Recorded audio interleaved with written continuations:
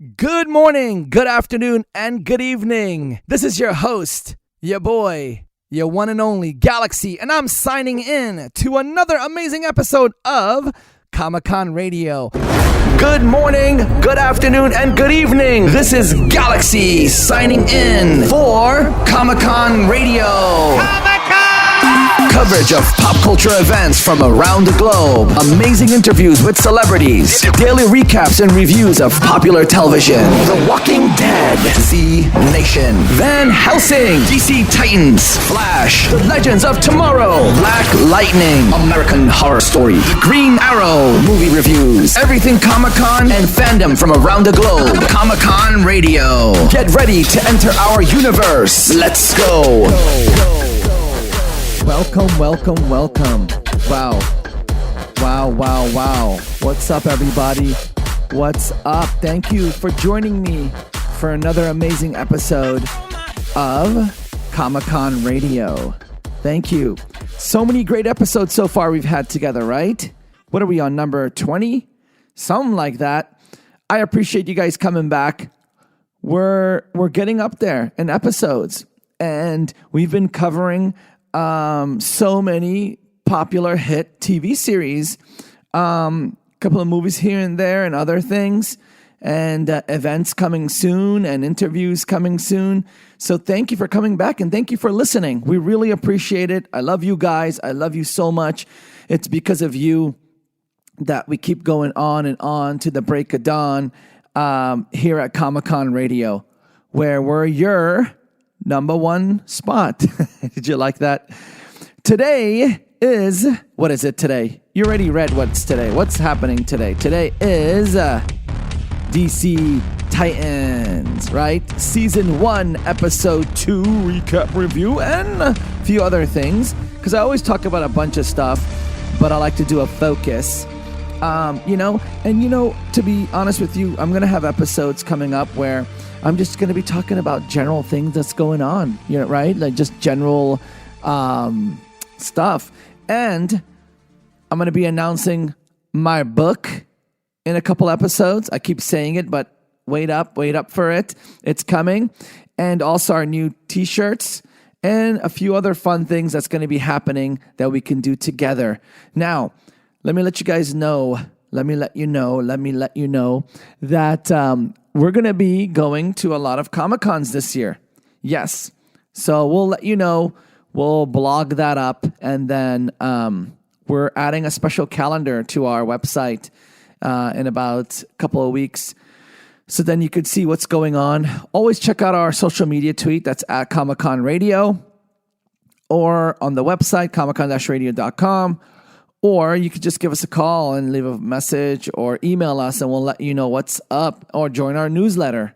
Yeah, just give us an email and we'll keep you in the 411. So let's go with this recap and review of DC Titans. Now, I'm loving this show. It's perfectly along the line of what I'm expecting.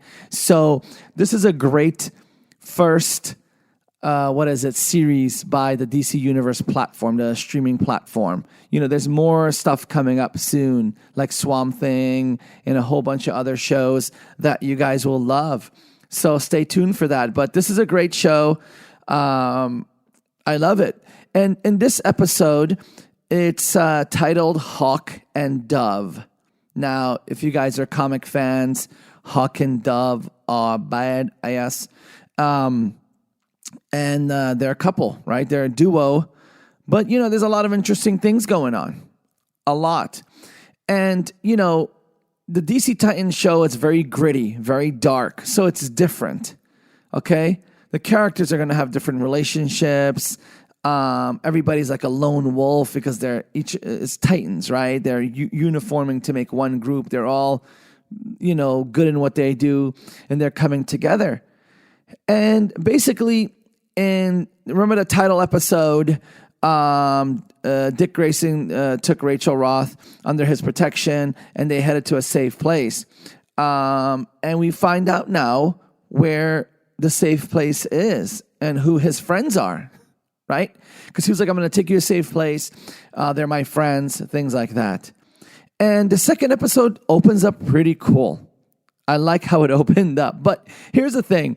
In all of these type of television series and shows, you know, people are on their masks, right? These superheroes have masks. Some just covering the eyes and some covering, you know, from the nose, from the bridge of the nose on up to their head. You know, here's the thing. I can tell who's who. I don't know how people aren't telling who's who. Like, for example, in Arrow or Flash, like they just have the eye mask on, right? But everything else shows. Like, duh, I know who you are. But it's cool. It's the comic world. It's, our universe, right? Our universe is different. You got to just go along with it. And I love how it opens up. Right? So let me let you guys know who these are. So Hank Hall is Hawk, and it's played by Alan Ritchson. Really cool. He was in a really amazing TV show. I don't know if it's coming back. His race car was like eating people. It was called A Blood Drive. He did really well in that show. I don't know if it's going to come back for another season, but that was a really great show. So that's good that I've seen him coming to a superhero show because he looks like a superhero, right? Without all the clothes, he looks like he could be a superhero or supervillain or something like that. He has the look and all that. And then Hawk is played by him, and Dawn Granger, which is Dove, is played by Minka Kelly. Minka Kelly.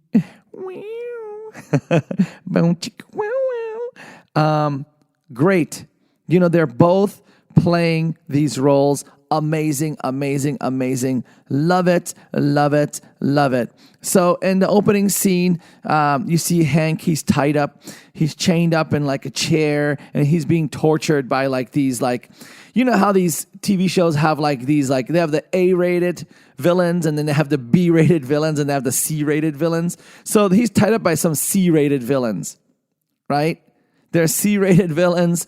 They're not like the A-rated ones where are like, you know, the named villains that we all know, like, you know, Scarecrow or the Joker or people like that in the DC world, right? In DC universe. No, these are not even the B-rated ones, which are people that hang out with the Joker and all them, and they're like known associates, and they've built kind of a little following through the years and things like that. No, these are like C-rated, maybe D-rated villains. Nobodies, just like the extra bad people.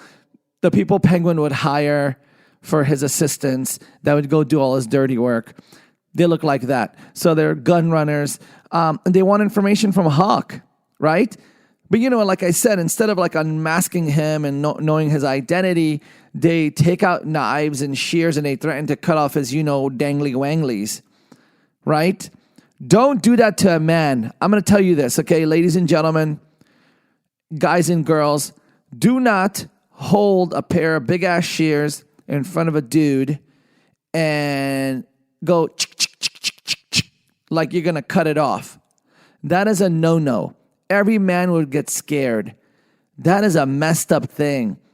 Take his arm, his leg, his fingers, maybe give him one ear, close up a nostril, keep his eyes, make a one ear, main, whatever, but do not cut off the dangly wanglies, because that's a no-no.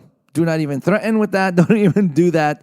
Do not, I'm telling you, do not hold shears or scissors or any kind of sharp objects in front of the dangly wanglies, because that is a no-no zone. So basically, the guy's like, yeah, I'm going to cut it off, or insinuating it, and all of a sudden, boom, in the nick of time, Dove, she jumps in and she takes out everybody except one of them, right? It has to be one left because he has to come back later and try to kill him again, right? They have to do that. Every superhero movie, one's left over, that dude comes back or gal at the end and gets killed. But, you know, and these two got potty mouths. Now, my show is clean. Yeah, I do some insinuations and some funny stuff, but I do not curse. I don't want to curse. Maybe sometimes something might slip out, but I'll sharzy-farzy it. But, wow, they were throwing F-bombs like there was no tomorrow. Even in episode 1 when Robin said F Batman, that was cool though. They threw so many curse words. You got to understand, these guys, they're not metas, right? Dawn and Dove. Dove and Hawk, or Hank and Dawn. They got all these names, right? They have their real name, then they have their role name, then they have their superhero name. It's all good though, right? Wink, wink. So basically, it's kind of crazy because they curse a lot. And I understand it's painful. It's, their body's in pain because they're not metas, right? They're not meta humans. These two are just regular people that have ass-carking abilities. They can kick some arse, and they basically wear these special suits that block, like that are bulletproof and like sword-proof and shear-proof, so his dingly-winglies don't get cut off. But she rescues him, right? She rescues him, and it goes into a scene where Hank is recuperating in him and Dawn's apartment in Washington. They're in D.C. You can see through the window. You see some like buildings that you could say, okay, that's D.C. That's Washington, D.C. They're residing over there. And he's battle scarred. He's scarred. He's in pain. And there's like a little table right there with like pills and injections. I don't know if it's steroids or whatever, painkillers. And he's just injecting himself because he's beat. He is beat. And also, he needs a hip replacement. Now, this is one thing a couple of people brought up to me. We were in a conversation. We were having dinner. And one of my friends, pro athlete, he was like, I need a hip replacement. And the guy's like in his 30s. And other friends were laughing. Like, oh my God, only old people get hip replacement. No. People that are pro athletes or even amateur athletes that rough it a lot or do certain sports, or superheroes like this that get tossed over building sides and God knows what else and hit with baseball bats, need a hip replacement because it's a hip, right? It's a little socket thingamajig. Yeah, if you don't do nothing in your life and you just walk normal, it erodes by the time you're like 60 and some people 70. But if you're doing crazy hardcore things, I know people that got hip replacement in their 20s. So it's not an old person thing, okay? Youngsters out there, it's something that just goes out. And he needs a hip replacement, right? So they're talking about like, oh, the next job is their last job and they're going to stop. So I don't know if that's enough money for them to make. I don't know how they get paid. Are they hired by people? Do they keep the money that they take from these bad people? They're like, they nab the bad people, bring them to justice, but do they take their money at the same time? Right? It's kind of like vigilantes, right? They're superheroes, but kind of vigilante superheroes, right? They help people. They fight crime, but they're fighting targeted crime, things they want to target, right? And it's going to be that they said they're going to quit the game. Game recognize game recognize, and they're going to quit it. So it's kind of also cool. You see Dawn, she's wearing like a Superman t-shirt, right? Superman is the most powerful one of them all, and he's not going to be anywhere. In any of the Arrowverse shows or any DC shows, you're never going to see Superman intermixing. There's Supergirl, but Superman's too busy. He's too powerful. He's making movies. He's somewhere else. He's in Hollywood making movies. So yeah. And it looks like that she's suffering internally, quietly.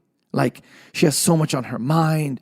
She's racy. Things are going to her. And another thing I noticed from her, she's great at calming people down, making things nicer. And she's very nice to look at, right? In one of those scenes, you remember Raven? She was like, oh, she called her Khaleesi because she has that Khaleesi brown hair. Ladies and gentlemen, if you don't know what Khaleesi is, go to Games of Thrones, watch it, and you'll know who Khaleesi is. All right? She has the Khaleesi hair. Anybody with hair like that now is called Khaleesi. That's it. Khaleesi, that's the Khaleesi platinum blonde do, the look, right? Yeah, Sorry. Meow, meow. I'm not editing no cough out. That's my signature. People love it. Kidding. I'm not. Wink. So when she gets a moment to herself, she reminisces about a mission around like 4 years ago. And Hank was healthy, and the two of them were taking down large gangs. And partway through the fight, a fellow superhero swooped in to help, right? And it was who was it? Dun-dun-dun-dun! Boy Wonder, Robin. Or was it Brenton Thwaites? Last episode of the DC Titans, I was goofing around on Brenton Thwaites' last name, right? I was like, this is Twitties or Twatties, and people messaged and they were like correcting me. I'm just kidding. I know what the name is, okay? I know what it is. Don't tell me, but don't call me stupid. Anyways, sorry. I hope I don't offend anyone by doing that.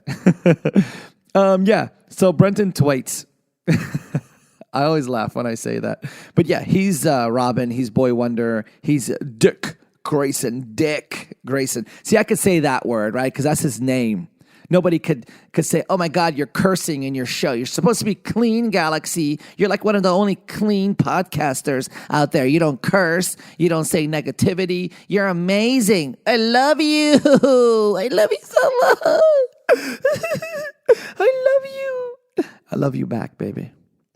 I love you back. But I could say his name because his name is Dick. Dick Grayson. And don't tell on me. And from the conversation in the flashback, it looks like, or it's evident that Hawk and Dove aren't the kind of people that Batman wants around him, right? Or approves of. Batman is a billionaire. First of all, Batman's like a super billionaire, right? Bruce Wayne, he's like a super billionaire. So right off the bat, he's so rich, he's conceited. You ever hung out with a rich person? I have, right? They act different, they talk different, even though they're down to earth, some of them are really cool. But it's just their life's different. They look at the world different than we do, right? We look at the world like, how much is that? What can I spend? What can I spend? What can I do? They're just like living life and nothing matters. Prices don't matter. Eat whatever, sleep whatever. That's why if you notice a lot of billionaires, they just talk like the world's perfect. It's not, baby. The world ain't perfect, but we're trying to make it perfect. At least our universe is perfect, right? Because we can let loose and become whoever we want in it. But yeah, from a billionaire's mindset, the world is different. They look at things differently. So you can't blame them because they have all the money in the world. And, if they don't have friends, they buy friends, right? But yeah, he doesn't want that kind of company around. So that's why Robin's like doing things in secrecy with them, right? Back then they had that little group going on. The choreography was okay. And everything looks good. Now, here's the thing. A lot of people are like, oh, the blood didn't look cool. This was spacey. That was that. It's okay. It's still a TV show. Maybe they don't want to get too gory. Maybe they don't want to do that. Maybe it's not a part of the whole scene they're trying to build. So just look at it as they know what they're doing, right? Let me tell you something, guys and gals. These producers of these shows, the people that are doing the effects, the special effects, and the visual effects, they know what they're doing. They're hired. They're some of the most amazing people in the world that do these things. So if we're critiquing their blood splatter or certain fight scenes or stuff like that, it's meant to be like that. Because they could probably do things that we can't even imagine. Like look at The Walking Dead, right? Greg Nicotero, amazing work, but that's his vision. He wants it to look like that. And then when you see Z Nation, their zombie work is like, okay, it looks like, fifth grader, doing his own zombie makeup from his mom's makeup kit, right? So that's a difference. It's just what they want. So don't look at it like, oh, this was bad or that was bad or that looked cheesy or this and that. They want it to be like that. It's done for a purpose. It's done to look that way, to give that look, because these people have access to everything and anything. And these are some of the most amazing people they hire on these sets in the world. So they can create scenes that you won't even imagine. But so just start looking at it like that. And that's what I say in all my other episodes. Look at things differently. Don't look at things the way you're just to see it for what it is. Think about it. Okay, the blood splatter is this way. Why? The fight scene's this way. Why? Okay, to me it looks cheesy at the moment. The blood splatter doesn't look good. The this, the that. But they meant to do that. That's what they want it to look like. Right? They're splattering blood. They're making the scene. They're spending the money already to produce that scene. You don't think they can go a little bit extra or change it a little or add this or that. They can do anything with CGI, visual effects and all sorts of things. So look at it that way. Keep that open mind, okay? Please keep the open mind. Watch it like that.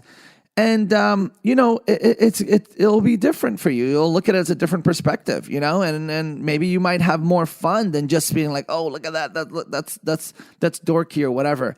And back in present time, going back to the scene, we see a photo with, Dawn, Hank, Dick, and another gal. So we're going to find out probably in the next episode who she is, because what they're doing with these episodes is they're doing backstories, right? And that's good. Now, I like that they're doing this. That's why I always say DC television is so much more well put together than DC movies. DC movies seems rushed, right? Because they're trying to catch up or compete. I see it all the time in all their movies. They do these like group movies with like 6 superheroes, but none of the superheroes had their solo movies yet. Right? We don't know their background. Yeah, we know their background in the comics, but this is a movie, so we got to take it and look at it in a different light. We got to look at it differently, right? We can't look at it like the comics because it's not going to be all perfectly the same, and they do look different than the comics. So if they're going to look different than the comics in these movies, you have to give the backstory. And they group all these guys together, or gals, and then after they do the single movies. Whereas Marvel does the single movies for years, decades, and then puts them together.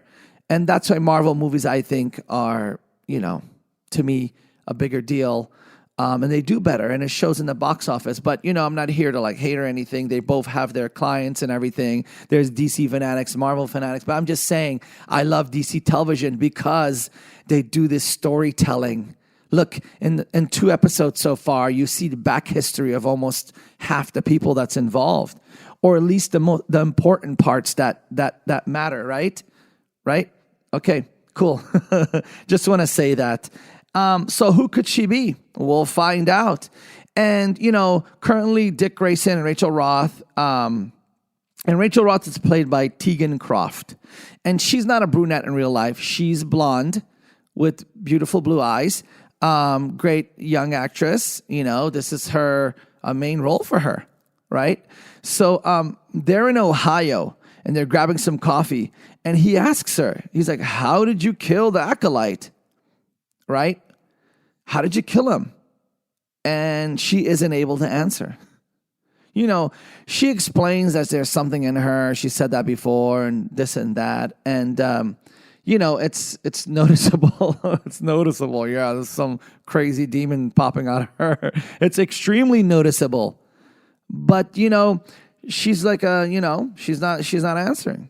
She doesn't want to answer, doesn't want to talk about it or whatever, but that's at the moment. And then Dick explains that he's taking her somewhere to some of her friends, who's going to give them a safe place to lie low for a while. And, it's a scary time for her, right? Everybody wants to either take her or kill her or do something, because in the last episode, her apparent mother, the lady that she thought it was her mother, wasn't her mother, and she got killed.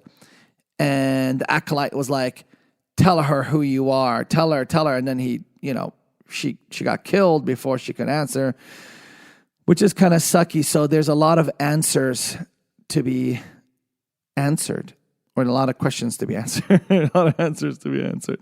So they headed over to a motel, and Dick scrolls through his phone. Now, looking through his phone, didn't you all like peep up? You peeped up, right? Like, oh, could I see? Could I see? Sometimes some of the scenes on TV, you think if you look to the right or to the left of the screen, you're going to see more inside of the shot. You're not.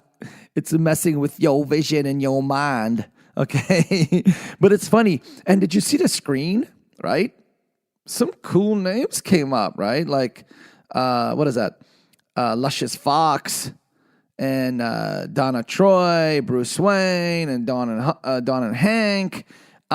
We knew it was Don and Hank because in the episode name it said that. You know, it's part of the episode, so we knew already. But if they didn't say that in the episode name, we wouldn't have known where he was taking them, right? So, and you know, there's so many fan sites now that they leak things out. So it's kind of like ahead of time. You know what's going on. And did I say that right? Did I say Lucius Fox? It's Lucius. It's Lucius. And basically, Dick finally settles on calling Alfred Pennyworth. And you know why he's calling him, right? He probably needs money. Alfred probably got a bunch of money for him because, Bruce took him in. So Bruce must have gave him some kind of allowance, something. And have you noticed all these characters and people in these TV series got money? They got these nice apartments or homes, nice cars, eat well, dress nice, but you never see like money like being exchanged. Like, what's your paycheck? How much are you making? How can you afford all that? So that's the cool thing. They don't want to get into that part. They're like, oh, I'm living check to check, and but I'm still a superhero. They just live and they just do. And so, he calls Alfred Pennyworth. And Alfred, who he is, right? He's basically Bruce Wayne's, the Manor's main butler, the caretaker. He took over everything after Bruce's parents passed. And he raised Bruce from childhood, right? He raised Bruce. And if you see Gotham, you kind of see the young Bruce Wayne and how everything happened. So watch Gotham. That's an amazing television show. I love Gotham. I can't wait till it starts and we can talk about that. But that's the young Bruce Wayne growing into manhood slowly. And he goes through trials and tribulations and like any kid, a teen and stuff like that, But you know what? He's loaded to the max. So that kind of helps, right? Gets his mind off things, going in his own private jet, cars, submarines, helicopters, owning things, whatever. Anyways, and Alfred doesn't sound pleased to hear from Dick. He's like, don't talk to me, Dick. I don't want to hear Dick. Which again, you got to understand, it's different because in the comics, Alfred is like the voice of reason to Bruce. He challenges Bruce because Bruce was harsh to Robin when certain times came up and he needed to be harsh. And Alfred always came to the rescue. And he always rallied around the kids that he was around, right? Look, he raised Bruce Wayne, and then Robin came, and then he always defended him because Bruce Wayne, he was hardcore. He's Batman. Come on, right? And but you got to understand, like I said in the beginning of the episode, this show is dark and gritty, and everyone's a loner in Titans, right? And that's how you got to look at it. Now, going back to Detroit, because, Dick Grayson moved to Detroit. He left Gotham to go to Detroit, became a cop, now he's like a detective, whatever. And it shows the scene where Lindsay Gort, or, the character Amy Rohrbach.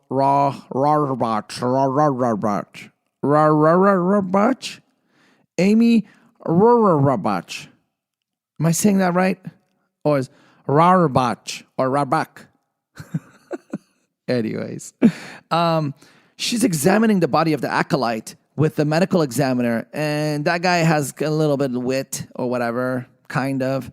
And it appears that his organs burst all at once. So how do you tell that? How do you know from looking at the body that all the organs burst at once? I don't know. They know. They got all that stuff down packed, that science. But there's no explanation of how it's done, right?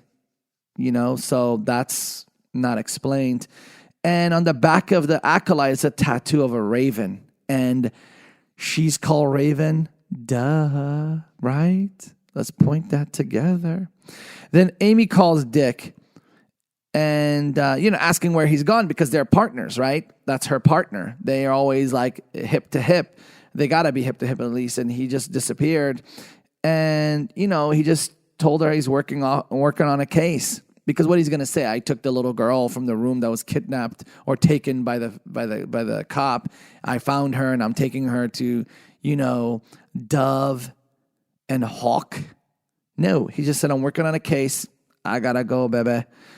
And, it just goes into there, and, every one of those departments is different. Every police station, it's of course a movie and stuff like that.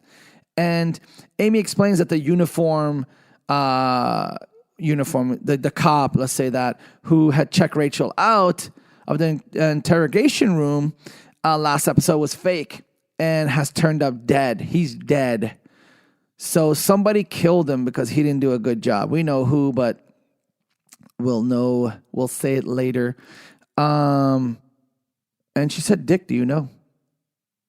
And, he asks her to forward all the case information she has to him. He has this like cool suitcase. And in the suitcase, there's like a phone and a fax machine and a computer and all sorts of he has to put his fingerprint on the case. I think that's like Batman gear. That's I think tech from Wayne Enterprises, because that's too hardcore. Because everything else in that time is all gritty. Now, it's current time, right? Because Raven, she makes a comment coming in the room with Dove and calls her Khaleesi. And you see her in the scene in the motel watching the Games of Thrones. So it's current times, right? Or a year or two ago when Games of Thrones were on. And because we're waiting. Come on, we're waiting for Games of Thrones. Duh, please bring it back. We got to see the last season. I hope it's not the last season, but I think it is. So, so it's current time. So look how gritty everything is, right? Gritty, dark, and DC. And Dick goes out to get pizza. So Rachel pops up his laptop and uses it to Google herself because she just wants to see what's up. Then she moves on to watch videos of the tragic night of when Dick's parents were killed. And then all of a sudden a fax comes up, which is kind of cool, right? A fax pops up. There's that case is like internally powered by batteries or whatever it is. But it's hella cool. Did I say hella? Okay. Reverse. Go back. Galaxy, do not say hella. Okay. All right. No problem. All right, good. And a fax comes up and, it's crazy. And it's the Acolyte's case, right? And it upsets Rachel. And then Dick comes back to the room with the pizza and he finds Rachel in the bathtub, and she's frantically reciting prayers, surrounded by scraps of paper with crosses drawn on them. And, he's like, what the hell? It's like you go to a club and you pick up a girl, right? Or a girl picks up a guy and you take them back, or you guys, whatever, what I'm saying. And you go and all of a sudden you're like, all right, yeah, I'll go get something. I'll be right back. And then all of a sudden you go in there and there's crosses drawn on the wall. And the girl's like, shagaloo. And you're like, what the F? Be careful, guys and gals out there. There's some crazy people like that, right? You've seen some of those movies, right? Be careful. Next time you go out, remember what Galaxy said. Don't be picking them up. That could be a demon inside of her.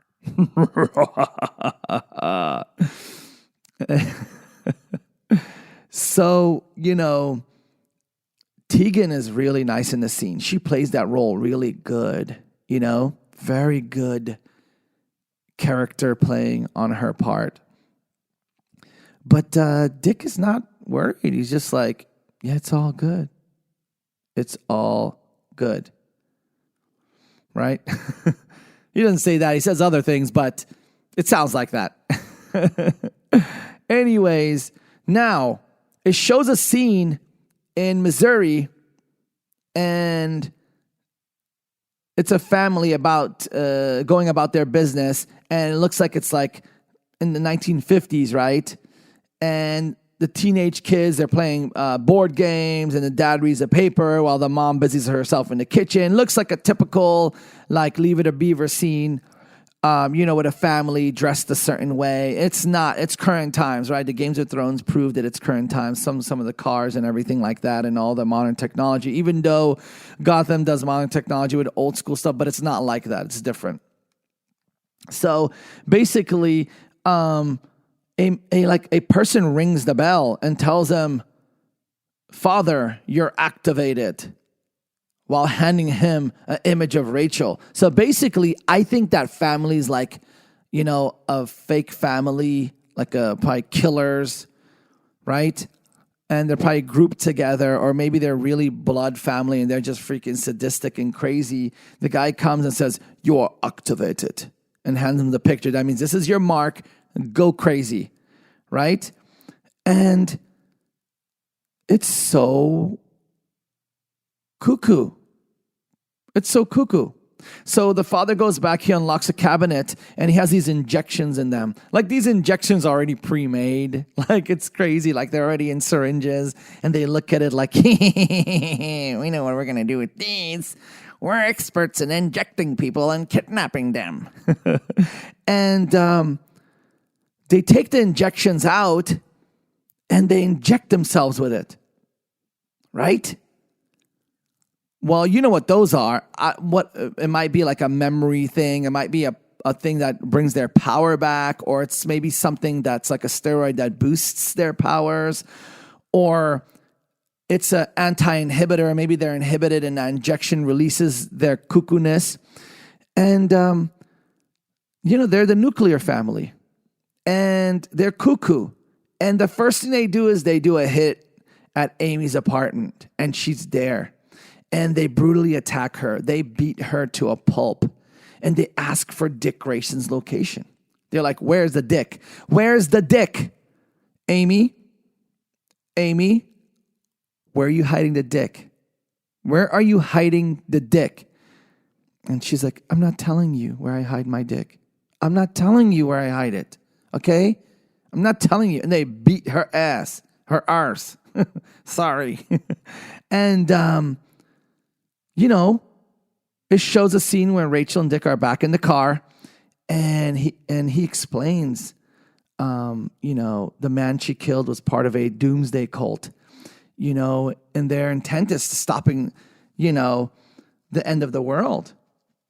It's like doomsday cult. That's crazy. So Raven is part of this doomsday world cult, or maybe they look up to her. Maybe she's their goddess, or maybe that demon inside is some kind of power that they need to pull out of her to do whatever it has to be done, right? And then she replies that when she was a child, she was not allowed to get too angry or scared because bad things would happen. So, she's a kid. She doesn't understand this demon's still in her. I don't know if she was born with the demon in this TV series, right? Or the demon was put in her, but she was a kid. Kids don't understand. So all you got to say is, "Hey, don't get scared. Don't get angry, because that demon will go berserk. And you're a kid. You can't control yourself." They pee and poop on themselves. Imagine having a demon inside of you, right?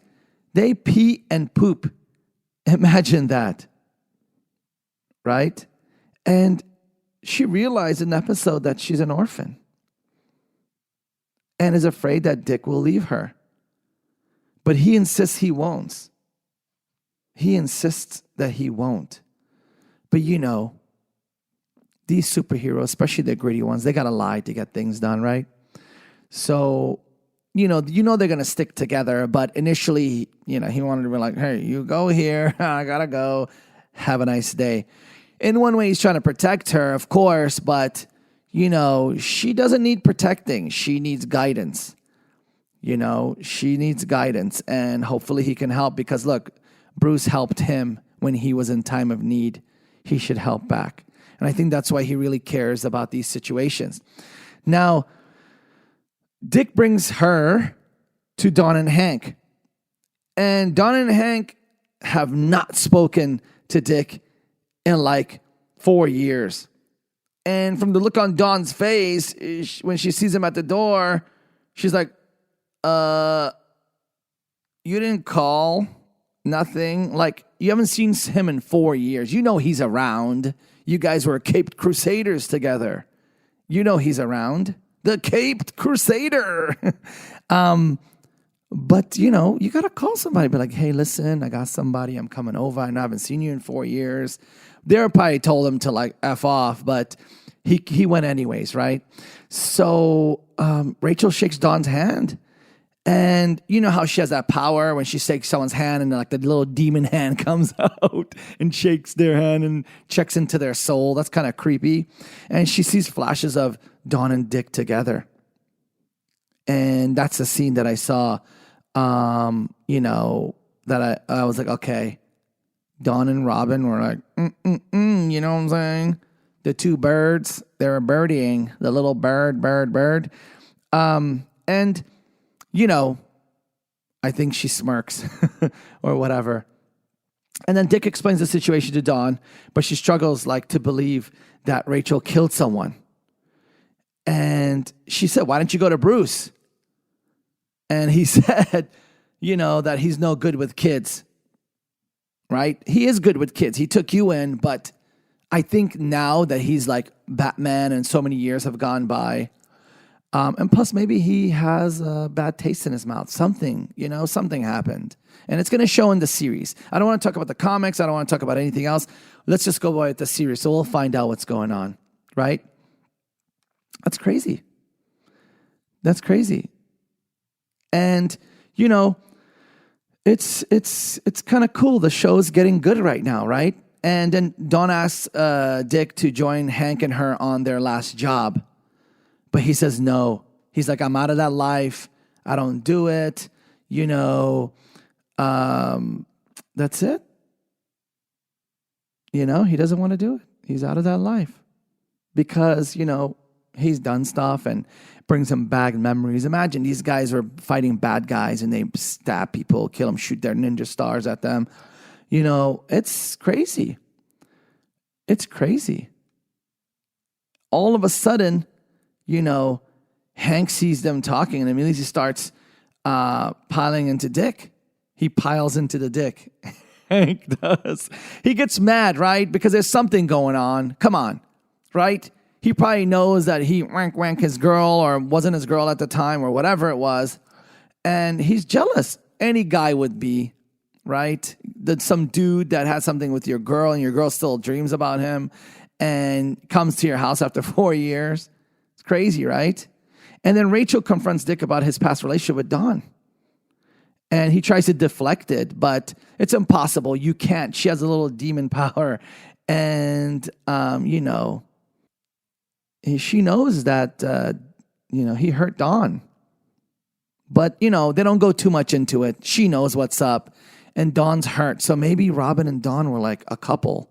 And then when he left, then Hawk and Dawn became a couple. Maybe she talked about it. Maybe she was hurt. And she always said it because maybe they were friends at the time. And she was like, you hurt my heart. And then now he knows everything. Right? So basically, he has a secret Batmobile phone, which is kind of cool. And it's locked in a case. And he leaves it behind.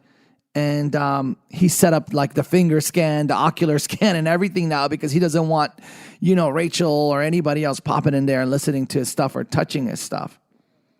And he says he has an emergency to go to. And he goes to do an errand.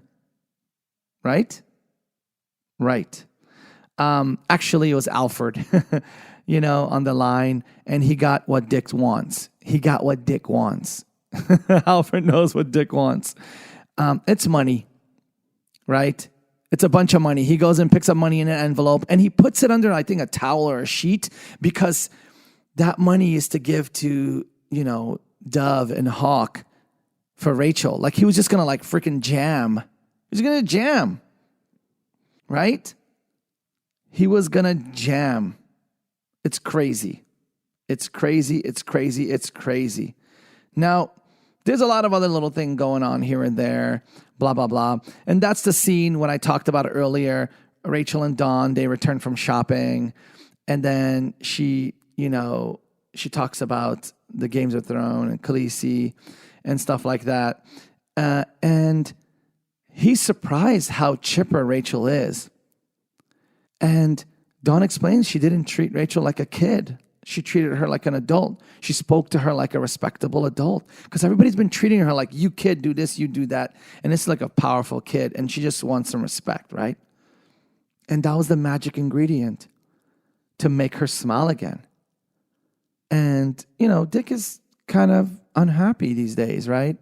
You wouldn't move from your mentor to another city, take a different whole role in life, a job, if you weren't having issues, right? Mentally, emotionally, all sorts of stuff like that. But, it goes on. It goes on.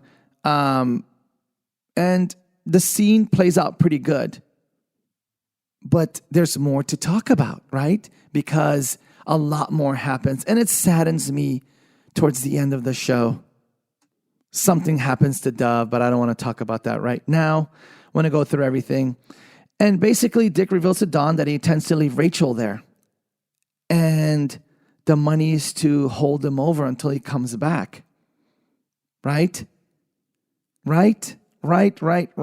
And he keeps telling her that he's no good with family and he can't help. But, he wondered that Rachel will be safe with them and things like that. And all of a sudden, they get upset at him. Rachel looks at him all weird. Everybody's like, what the hell is your problem? This and that. And basically Hank walks in to find Dawn's hand on Dick's hand. Dawn's hand was on Dick. And he immediately jumps and they try to go at it. He's Hawk's girl now. Or she's Hawk's girl now. It's not Dick's girl anymore. He left. He walked off. He left her. Probably left her hurt. She's still remembering him. But sees Hank and him fighting over. And it's crazy. And all of a sudden, you see Rachel's soul going, stop it. That was crazy, right? Wasn't it crazy? It was so crazy. It's cool. I love this show. Everything is just cuckoo bonkers. And then, basically it goes to the roof and, they go try to get the apologies and they talk and they try to say, and she's like, no, we can't watch her. You got to take her. I can't do it. I'm sorry. You got to take her. Of course, the show will be over, right? There will be no more episodes. There will be no more episodes. So he has to take her because this is DC Titans. It ain't Robin movie, right? And, he tries to explain that he thought it would be the best thing. He thought it would be the greatest. But, he didn't ask where they are at in their life, what they're doing in their life, if they have money. Yeah, you brought money. What is that, 10 grand maybe? And that envelope looks kind of like it. But he didn't ask. He didn't do anything. It's crazy. Then it goes to where, Hank and Dawn leave to go to the gunrunners to steal the gunrunners' money or whatever it is. And, Rachel goes to Dick and says, hey, you need to help them. And he does it. And it's just in the nick of time because, they're fighting these bad guys and they're starting to lose. And all of a sudden, Robin just bumps in and boom, fight, boom, boom, boom. And then he looks at them and he walks off. It was a great fight scene. I like the fight scenes in these TV series because it adds depth to it. I like it because it shows these superheroes action and powers and all sorts of crazy stuff. And it's really cool. And, Robin takes on all the goons, takes them out, because,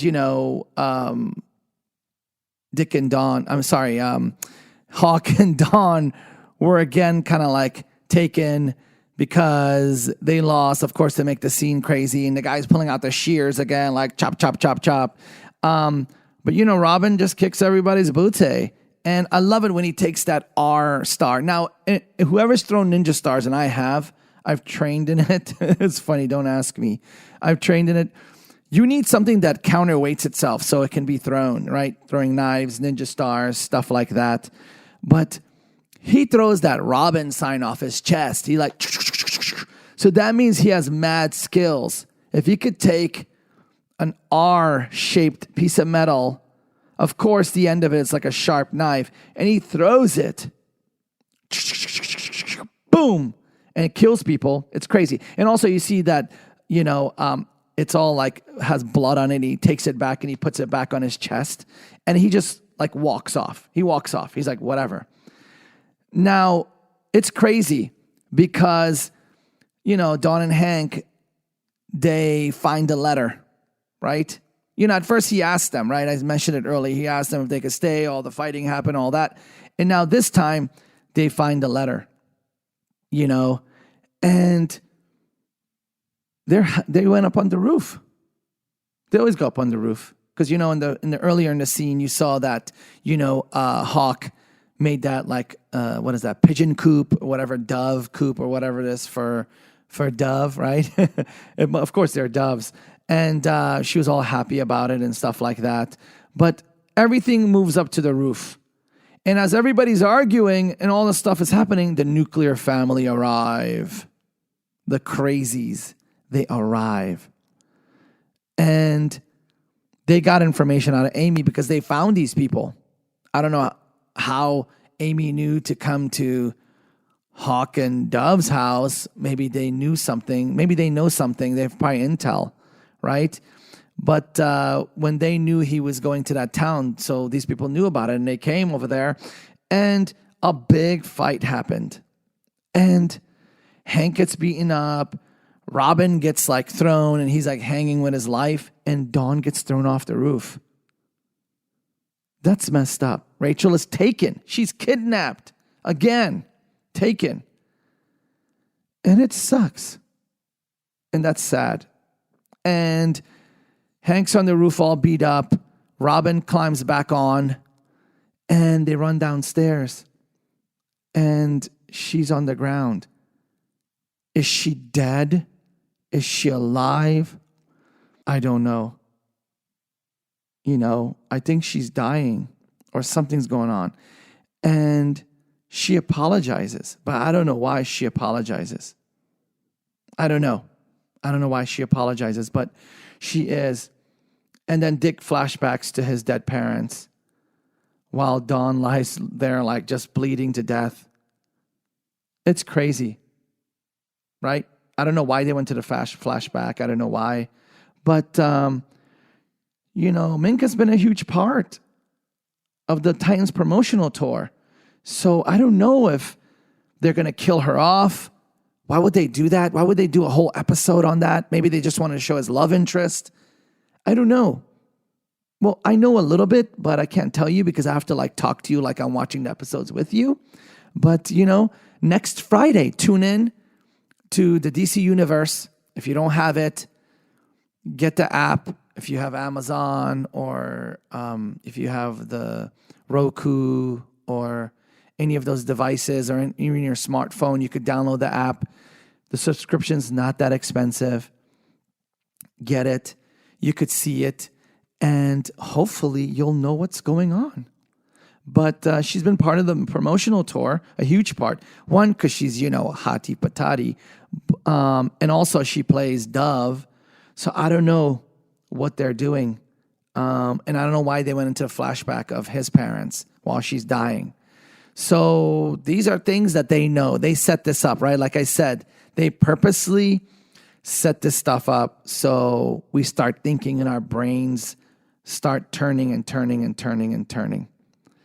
And it's crazy. It's crazy. And the episode ends with a CGI of like Raven appearing on the roof.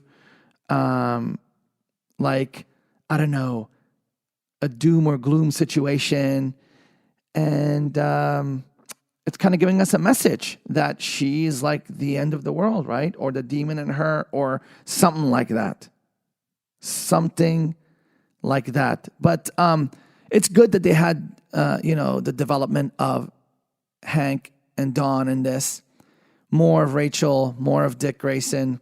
I know you're probably asking where's Starfire, where's Beast Boy, but I think in the next episode they're going to do that. I know in the first episode at the end they showed Beast Boy crawling out of that building, so people were thinking that in this second episode they would go right into him. It's kind of cool that they didn't, because that would be too robotic. This way I think it cuts it up and it adds a depth to it, right? So I hope you liked my review and recap show of the DC Titans. This is Season 1, Episode 2. Thank you guys for being here. I'm not perfect. Never said I was. Sometimes I bring my own take on things. Most of the time I do. I say it my way, the Galaxy way. And I've enjoyed being with you guys so far in all these episodes, right? We have 1,000 more episodes to come. You got to look at it this way. If we release one episode a day, that's 30 a month. That's 360 a year. Or 365 days, 365. But I was counting by the 30 calendar days. I'm not counting the extra 31 days, but I'm going to do it. Anyways. Yeah. So we'll do 360, 365. That means in the next few years, we'll be at almost 1,000 episodes. Lovely, lovely. But, one at a time. Like I say, winning the world, one listener at a time.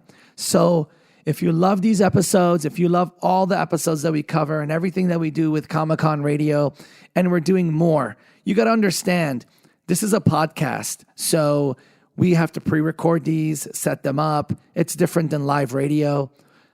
I'm getting tons of messages of people telling me we should create Comic-Con Radio's live radio portion again. We will soon. We will have a live radio show. It'll probably go on once a day, and then that will become that day's podcast and maybe add on another one. We don't know, but for now, enjoy. Just sit back and listen, and hopefully you enjoy. Together, we're going to ride our universe. We're going to go through every amazing show, and you have to understand, ladies and gentlemen, every Friday it's DC Titans, Van Helsing, and Z Nation. Please support Van Helsing, ladies and gentlemen. All right? We have to get the ratings to go sky high. Please support Van Helsing. If you don't have time to watch it, turn on your TV, let it play for itself. That gives them ratings. They don't know who's sitting in front of it, right? As long as it's on. They need the ratings because we want to keep Van Helsing. We don't want to lose it. It's a lovely show. Let's support them. Please tune into that. I'm a supporter of everybody on that show. We're going to have some of them on interviews here pretty soon. And this is DC Titans Season 1, Episode 2. Review, recap, whatever you want to call it, on Comic-Con Radio. I love you guys. Good morning, good afternoon, and good evening. This is Galaxy signing out from another amazing episode of Comic-Con Radio. I love you. Mwah, mwah, mwah, mwah. Till next time. See you. Good morning, good afternoon, and good evening. This is Galaxy signing out from another amazing episode of Comic-Con Radio. Tune in for your daily shows of Comic-Con Radio. Go to comiccon-radio.com. Reach us on social media, Twitter, Facebook, Instagram, at Comic-Con Radio. You can call us toll-free right now. 800-976-0305. 800-976-0305. Comic-Con Radio, taking the world one listener at a time.